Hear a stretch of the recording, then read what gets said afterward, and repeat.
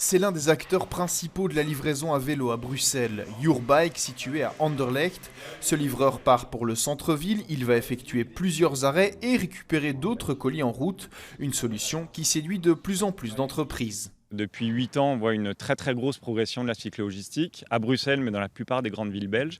On est de plus en plus d'acteurs et chaque acteur grandit de manière raisonnable et raisonnée. Mais aujourd'hui, on estime que 2 à 3% des livraisons dans les plus grandes villes belges sont réalisées à vélo par des opérateurs comme Yourbike. Ces livraisons coûtent plus cher que celles en camionnette, mais l'empreinte carbone est beaucoup plus faible et les coursiers ont de bonnes conditions de travail.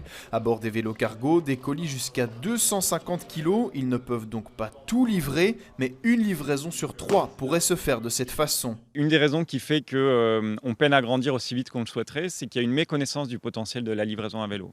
Aujourd'hui, chez Yourbike, derrière moi, j'ai une équipe de coursiers et de coursières qui vont livrer des colis, bien sûr, mais aussi des produits frais, des médicaments, des échantillons de médicaux.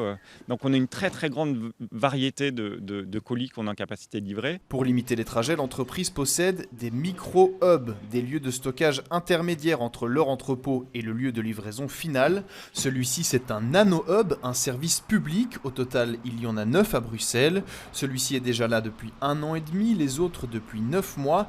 Un dispositif qui peine à convaincre. La plupart sont restés vides jusqu'à présent. Pour l'instant, on a encore un taux d'occupation assez bas et donc nous, maintenant, Bruxelles Mobilité communique sur ce projet pour essayer de le rendre connu et faire en sorte qu'on ait un taux d'usage plus important. Donc ici, l'invitation à tout le monde qui pourrait ici l'utiliser dans un cadre professionnel. Voilà, les nano-hubs, ils sont là, ils sont encore gratuits jusqu'à la fin de l'année et donc tout le monde est de la bienvenue.